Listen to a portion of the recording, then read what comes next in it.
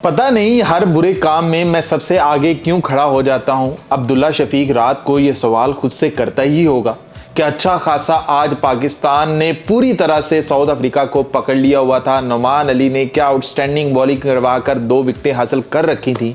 तीसरा रिकिल्टन जो कि उनका बैटर है, जो कि तगड़ा बैटर है, जिसको उड़ाना ही था, जिसके लिए सारी कोशिशें की जा रही थी, वो हाथ में कैच देता है अब्दुल्ला शफीक के और अब्दुल्ला शफीक उसे ड्रॉप कर देता है। मतलब कमाल नहीं हो गया कि आपने जीत में हिस्सा डालना ही नहीं है कि मैं भी पाकिस्तान की जीत में हिस्सा डाल दूं। अगर नुमान अली आज वो तीसरी विकेट भी ले जाता तो पाकिस्तान 4-5 विकेटें आज के ही दिन निकाल लेता साउथ अफ्रीका के खिलाफ और कल पाकिस्तान यकीनी तौर पर 2 या 3 बजे तक मैच जीत चुका होता। लेकिन ये अब्दुल्ला शफीक को नामंजूर था, उसने कैच ड्रॉप किया है। अब ये वाली अगर पार्टनरशिप लग जाती है साउथ अफ्रीका की तो पाकिस्तान के हाथ से यह मैच निकल भी सकता है।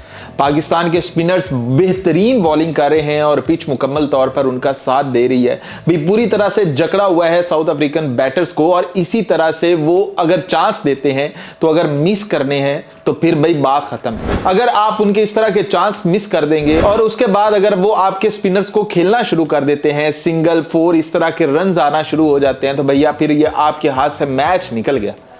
आपके बॉलर्स आपको इसी तरह के चांसेस क्रिएट करके दे रहे हैं और नुमान अली और ये जो दोनों लेफ्ट हैंडेड है ना, ये अगर निकल जाते तो पिछलों को साजिद खान ने खा पी जाना। मतलब साजिद खान राइट हैंडेड के खिलाफ बेहतरीन बॉलर है, नुमान अली भी बेहतरीन बॉलर है। यही एक जोड़ी है जो कि लेफ्ट हैंडर्स की है, यही निकालनी थी, इसी को तोड़ना था और यही कैच ड्रॉप कर देते हैं। पहली इनिंग के अंदर आपने 2 स्कोर पर आउट हुआ, दूसरी इनिंग के अंदर बेहतरीन इनिंग जा रही थी, 6 चौके लगाए हुए थे, 41 स्कोर पर खेल रहा था, लेकिन उसके बाद बैड लक हो जाती है जैसे बाबर आजम के साथ हो जाती है। लेकिन ये कैच ड्रॉप भैया ये किसी खाते में नहीं आता और ये कोई इसने पहली दफा टेस्ट मैच के अंदर नहीं किया। इसको स्लिप के अंदर खड़ा कर दो ऑस्ट्रेलिया के अंदर, वहां इसके कैच ड्रॉप आपको मिलेंगे। इसको अगर थर्ड मैन के ऊपर खड़ा कर दो, वहां इसके कैच ड्रॉप मिलेंगे। भैया इसके हाथों को कोई थोड़ा सा तगड़ा करो, कोई अल्फी वगैरह इसके हाथों में लगाकर फील्डिंग के लिए खड़ा किया करो कि जो गेंद कम से कम हाथों में आ जाती है वो तो ना निकला करे। ठीक है, एक मुश्किल कैच होता है, डाइव मार के कैच करना होता है, समझ में आता है कि वो इसके बस की बात ही नहीं है, लेकिन जो हाथों में आ जाए कम से कम वो तो पकड़ ले।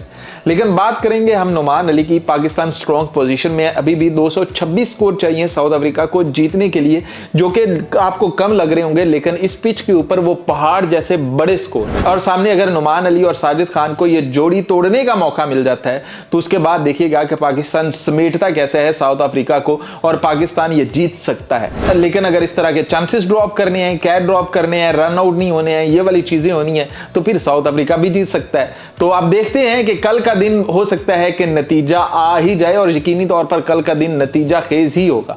लेकिन कहना यह होगा कि पाकिस्तानी फील्डर्स को कम से कम यह कहना होगा कि अगर इतनी मुश्किल से वो चांस क्रिएट कर रहे हैं, बॉलर इतनी मेहनत कर रहे हैं, तो कम से कम उनका साथ दो, कुछ कर लो।